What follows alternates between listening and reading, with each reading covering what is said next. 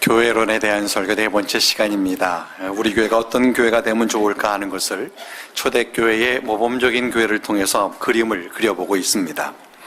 첫 주에는 환영하는 교회라는 제목으로 말씀을 드렸고, 두 번째 주에는 가르치고 배우는 교회라는 제목으로 말씀을 드렸습니다. 세 번째 주일인 지난주에는 기도하는 교회라는 제목으로 말씀을 드렸고, 오늘은 마지막으로 선교하는 교회라는 제목으로 말씀을 나누려고 합니다. 오늘까지 이어지는 지난 한 달간의 설교에는 한 사람이 성도로서 온전히 성장해 가는 데 대한 어떤 연결성이 있습니다. 한 사람이 예수를 믿기 위해 교회에 왔을 때 교회는 환영을 통해서 그에게 대한 사랑을 보여주어서 그로 하여금 교회 생활을 잘 할 수 있게 해야 합니다. 그리고 그에게 예수 믿는 것이 무엇인지, 예수 믿는 사람은 어떤 삶을 살아야 하는지를 가르쳐서 그가 영적으로 성장하게 해야 합니다. 믿음이 성장해 가면서 자연스럽게 기도 생활에 열심을 갖게 됩니다. 자신을 위해 기도할 뿐만 아니라 다른 성도들을 위해서 기도하면서 기도의 영역이 점점 넓어지게 됩니다. 이렇게 신앙이 성장하면 자신이 예수 믿고 구원받은 것을 감사할 뿐만 아니라 다른 사람들에게 복음을 전하는 데에 헌신하게 됩니다. 이것이 성도로서 성장해가는 과정입니다. 성도들은 이런 성도로 성장시키는 교회가 참 좋은 교회입니다. 우리 교회가 그런 교회가 되기를 우리가 함께 노력하기를 간절히 바랍니다. 이 성도의 신앙 성장의 목표는 복음을 증거하는 자가 되는 것입니다. 그래서 예수님께서 제자들을 3년 동안 훈련하신 후에 이제 승천하시기 전에 마지막으로 제자들에게 당부하신 말씀이 이런 말씀입니다. 그러므로 너희는 가서 모든 민족을 제자로 삼아 아버지와 아들과 성령의 이름으로 세례를 베풀고 내가 너희에게 분부한 모든 것을 가르쳐 지키게 하라. 성도는 자신이 예수 믿고 구원받은 곳에 머물지 않고 다른 사람에게 이제 예수님을 전하는 데까지 이르러야 한다라는 것입니다. 우리 교회 제자 훈련이 양육반, 제자반, 사역반으로 되어 있는데 사실은 그 다음에 하나가 더 있습니다. 사역반을 마치신 분들에게는 전도 폭발 프로그램을 통해서 전도 훈련을 받을 것을 추천하고 있습니다. 예수님께서 바라시는 성도상이 다른 사람들에게 복음을 증거하여서 그를 예수님의 제자 삼게 하는 것이기 때문입니다. 그렇기 때문에 교회는 이 선교라는 이 목표를 가지고 그것을 위해서 온 성도가 함께 힘써야 합니다. 우리 교회의 목표가 건강한 가족과 같은 교회가 되는 것인데, 그 건강한 가족과 같은 교회가 되기 위해서 세 가지의 소주제를 3년마다 반복하고 있습니다. 기도와 말씀과 선교입니다. 기도와 말씀을 통해서 영적으로 건강해져서 이제 선교하는 데까지 이르자는 겁니다. 마치 건강한 가족은 건강한 사회인이 되는 것과 같이 건강한 교회는 성도가 나가서 복음을 증거하고 교회가 힘을 모아 선교하는 그런 교회입니다. 실제로 사도행전에 나오는 모범적인 교회들이 그런 교회들입니다. 오늘 본문 1절에 보면은 안디옥 교회에 선지자들과 교사들이 있으니 곧 바나바와 니게르라 하는 시므온과 구레네 사람 루기오와 분봉왕 헤롯의 젖동생 마나엔과 사울이라 라고 했습니다. 오늘 본문은 이 안디옥 교회에 대하여 소개하면서 먼저 안디옥 교회의 지도자였던 이 5명에 대해서 언급을 하고 있습니다. 바나바는 구브로 출신의 레위인으로서 예루살렘 교회의 지도자였던 사람입니다. 그의 본명은 요셉인데 그가 권면하고 위로하는 데 특별한 은사가 있어서 사도들은 그를 권위의 아들이란 뜻으로 바나바라고 불렀습니다. 예루살렘 교회가 그를 안디옥 교회 성도들을 지도하도록 보낸 것을 보면 그가 얼마나 성숙한 신앙인이었을까 하는 것을 가히 짐작할 수 있습니다. 니게르라고 하는 시므온에 대하여는 다른 기록은 없습니다. 그러나 헬라어 니게르라는 단어가 라틴어로 바뀔 때 흑인을 가리키는 니그로라는 단어로 사용되었습니다. 시므온을 니게르라고 불렀다는 것은 그가 흑인이었던 것을 말하는 것입니다. 고대 로마 사회에서 흑인은 대부분 노예였습니다. 시므온이나 그의 조상이 노예였을 가능성이 있습니다. 구레네 사람 루기오에 대하여도 알려진 기록이 없습니다. 구레네는 지금의 리비아 지역이고 당시에는 이방 땅입니다. 그에 대하여서 추측할 수 있는 것 한 가지는 당시 이 루기오라는 이름이 로마 사람들 사이에서 흔히 사용되던 이름이라는 겁니다. 그가 로마 시민권을 가진 이방인이었을 것을 추측해 볼 수 있습니다. 분봉왕 젖동생의 헤롯의 젖동생 마나에는 헤롯의 유모의 아들이거나 어려서부터 헤롯과 가까이 지낸 상류층 사람이었을 것을 추측해 볼 수 있습니다. 당시 헤롯은 로마 황제의 꼭두각시로서 로마의 편에서 유대인들을 괴롭혔기 때문에 유대인들 편에서 볼 때는 매국노입니다. 그런 헤롯과 가까이 지낸 자라면 덩달아 미워할 수밖에 없습니다. 그리고 사울은 베냐민 지파 사람으로서 철저한 율법 교육을 받은 정통 유대인입니다. 당대 최고의 율법학자인 가말리알의 문화생이고 젊은 나이에 유대교의 리더가 될 만큼 인정받는 사람이었습니다. 그러나 그가 예수 믿는 자들에게 유명한 것은 그가 예수 믿는 자들을 핍박하는 데에 앞장을 섰다는 겁니다. 그는 그 오명을 벗는 데에 곤욕을 치러야 할 만큼 핍박자로 유명했던 사람입니다. 이처럼 바나바와 시므온과 루기오와 마나엔과 사울은 그들이 지금까지 살아온 삶의 형편이 너무나 다르고 배운 것도 참 많이 다르고 살아온 문화가 다르고 또 이념도 달랐던 사람들입니다. 그들 가운데 정통 유대인인가 하면 이방인이 있고 왕족이 있는가 하면 노예도 있었습니다. 심지어 예수 믿는 자를 핍박한 사람도 있습니다.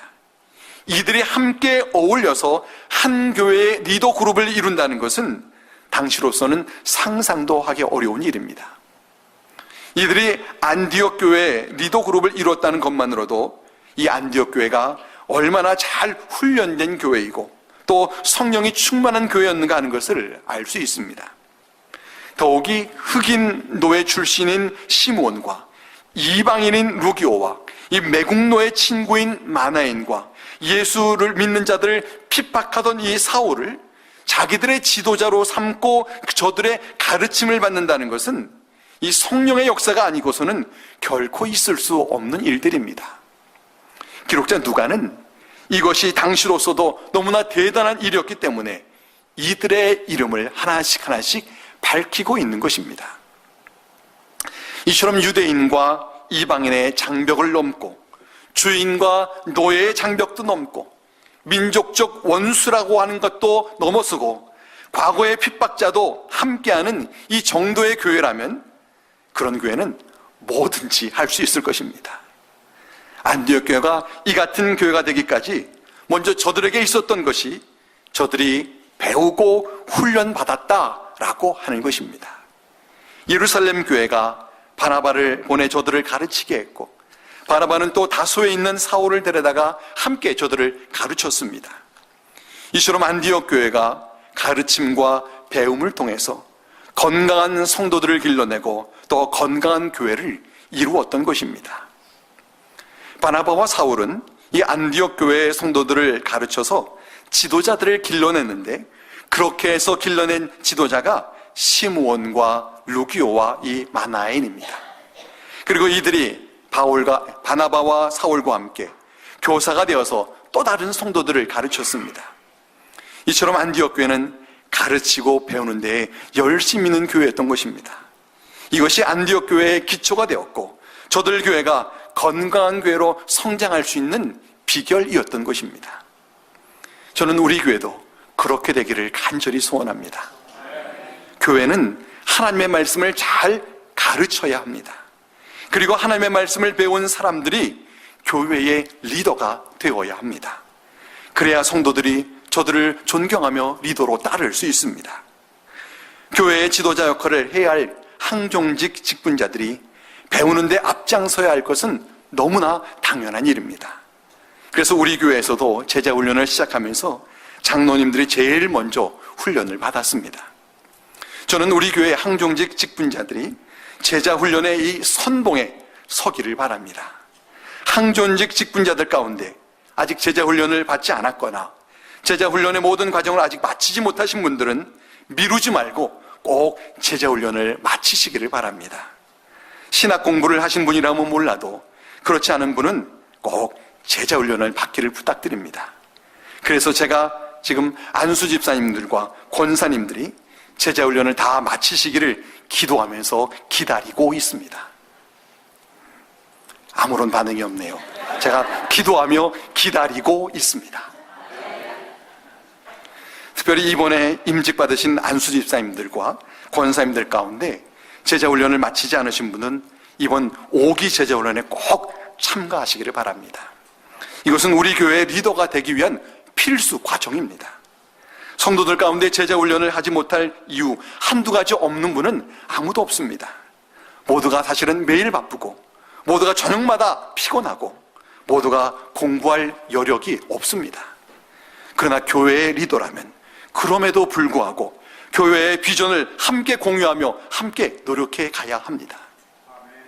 안디옥 교회가 교회라는 표현으로 처음 등장하는 것이 오늘 본문의 13장 1절입니다.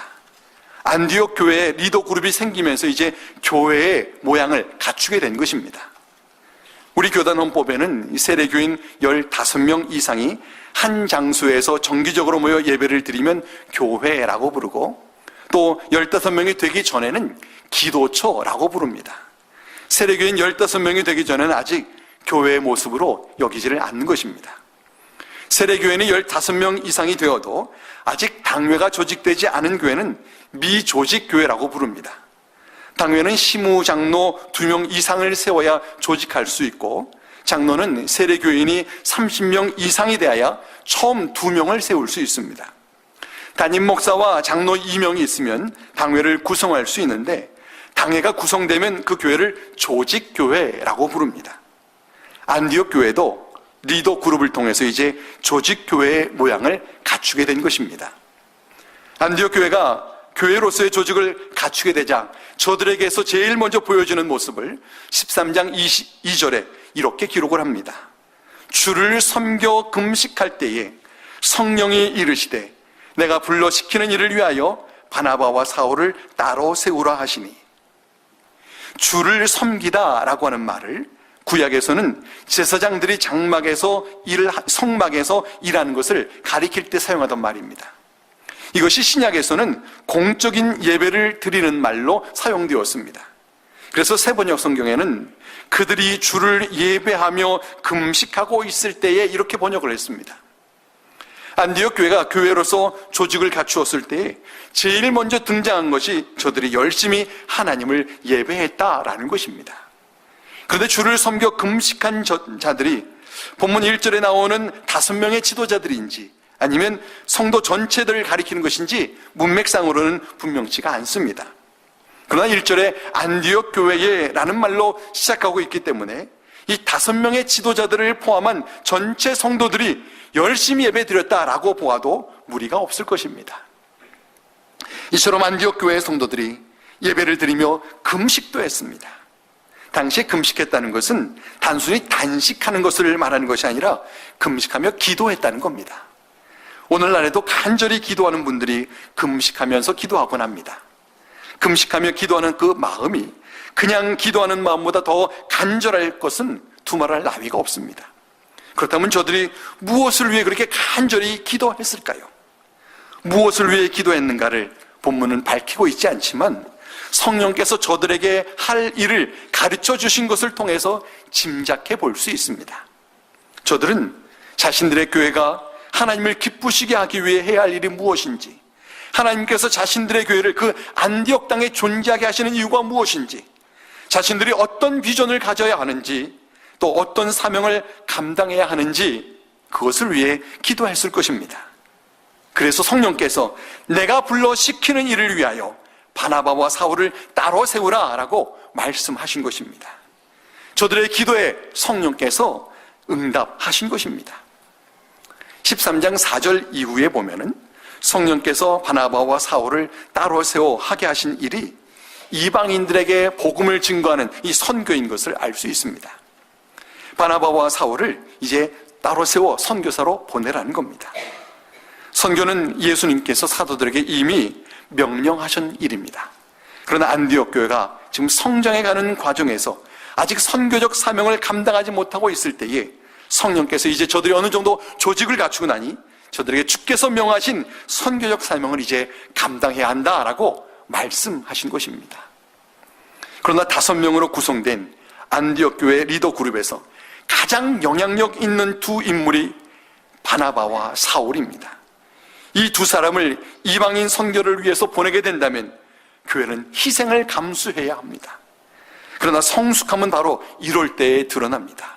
희생해야 될 때 그것을 감수할 수 있는 것은 성숙한 자가 할 수 있습니다. 성령께서는 저들이 이 같은 희생을 감수할 수 있을 만큼 성숙하기를 기다려 오신 것이고, 저들이 이제 감당할 만큼 성숙하자 저들에게 그 일을 맡기시는 겁니다. 안디옥 교회가 성령의 말씀에 대하여 이제 어떻게 반응했는가 하는 것을 13장 3절에 이렇게 기록합니다. 이에 금식하며 기도하고 두 사람에게 안수하여 보내니라. 저들이 이 문제를 놓고 금식하면서 기도했습니다. 저들이 바나바와 사울을 보내는 것을 놓고 금식하며 기도했다는 것은 저들이 바나바와 사울을 보내는 것이 저들로선 결코 쉬운 일이 아니었던 겁니다. 그러나 저들은 금식하며 기도하는 가운데 하나님께서 바나바와 사울을 보낼 힘과 용기를 주신 것을 경험하게 되었습니다. 그래서 저들이 성령의 명령에 순종을 합니다. 그 순종 속에는 저들의 희생이 담겨 있습니다. 바나바와 사울의 그 빈자리를 남은 3사람의 리더들이 채워야 하고, 바나바와 사울을 보내면은 교회는 저들이 선교하는 동안 물질을 또 후원해야 하고, 성도들은 저들이 선교를 마치고 돌아오기까지 계속해서 기도해야 합니다. 저들은 금식하며 기도하는 가운데 자신들이 그 희생을 감수할 것을 결심한 것입니다. 그러나 사람은 이 희생을 통해서 더 성장하게 되고 성숙하게 됩니다. 부부는 배우자를 위해 희생하면서 좋은 배우자가 되고, 부모는 자녀를 위해 희생하면서 부모다운 부모가 되어져 갑니다. 성도는 주님을 위해 희생하면서 성도다운 성도로 성장해 가고, 교회는 선교를 위해 희생하면서 교회다운 교회로 성숙해져 갑니다. 성령께서는 안디옥 교회를 성장시키기 위해서 저들에게 희생을 감수하게 하신 것입니다. 그래서 안디옥 교회는 이 바나바와 사울을 안수하여 보냈습니다. 이 안수하는 것에는 이 2가지의 의미가 있습니다. 하나는 먼저 직임입니다. 그에게 직분을 맡긴다라는 겁니다. 구약시대에는 이 왕과 제사장과 선지자를 세울 때에 기름을 부어 안수하여서 하나님께서 그에게 그 일을 맡기신다라는 것을 상징했습니다. 그리고 신약시대에는 이 구약의 전통을 따라서 하나님께서 맡기시는 일을 하는 자들을 세울 때 안수했습니다. 안수의 2번째 의미는 위임입니다. 구약시대에는 하나님께 바칠 제물을 안수해서 제물을 바치는 자의 죄를 제물에게로 위임하여 전가하였습니다. 그래서 제물이 죽임을 당하는 것을 자신이 죽임을 당하는 것으로 여겼던 것입니다. 이 같은 구약적 전통에 따라서 신약시대에는 성도들이 하나님의 일꾼을 보낼 때에 그가 자신들을 대표해서 간다라는 뜻으로 그에게 위임하여 그를 안수했습니다. 그런 의미에서 볼 때에 안디옥 교회가 바나바와 사울에게 안수했다는 것은 저들을 보내고서 이제 후원할 것을 약속하고 또 다짐했다는 겁니다. 자신들이 해야 할 일이지만 그 일을 바나바와 사울이 대표로 하게 하도록 여기는 것입니다. 이것이 바로 선교입니다. 교회의 모든 성도들이 해야 할 것이 선교이지만 모든 성도가 다 선교지로 나갈 수는 없습니다.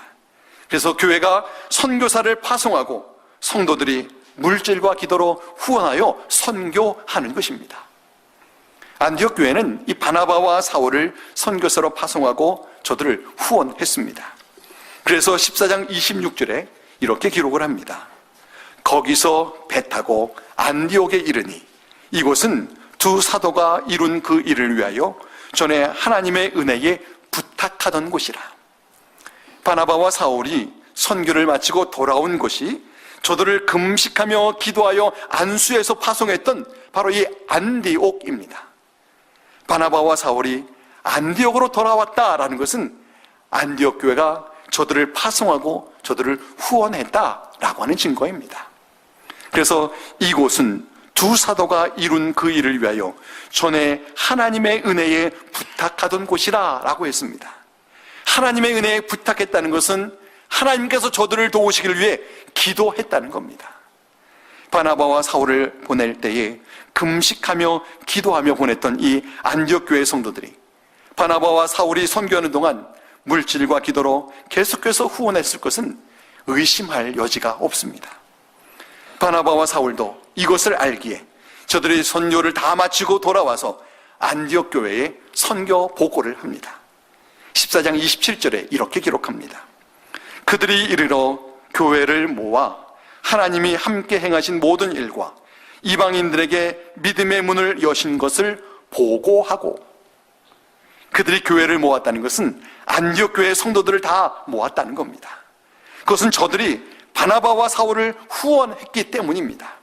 그래서 바나바와 사울은 하나님께서 자신들과 함께 하신 이 모든 일과 이방인들에게 믿음의 문을 여신 것을 저들에게 보고했습니다. 여러분의 후원으로 하나님께서 우리를 통해 놀라운 이 같은 일을 행하셨습니다라고 보고한 것입니다. 이것이 교회와 선교사의 관계입니다. 교회는 선교사를 보내고 그리고 그를 후원하고, 선교사는 하나님께서 자신을 통해 하신 일을 이제 또 교회에 보고합니다. 비록 선교의 일선과 현장에는 선교사가 나가지만 이를 후원한 성도들은 그 선교의 후방에서 선교에 동참한 것입니다. 이처럼 선교사는 가는 선교를 하고 교회와 성도들은 보내는 선교와 후원하는 선교를 하는 겁니다. 그리고 선교사가 돌아와서 보고할 때에 후원한 성도들은 이 선교의 기쁨을 함께 누리는 겁니다. 이처럼 가는 선교와 보내는 선교의 그 연결고리가 바로 성도들의 기도와 물질의 후원입니다. 이 연결고리가 있는 한 선교사가 혼자서 선교소로 가도 혼자 가는 것이 아니라 그를 후원하는 성도들과 함께 가는 겁니다.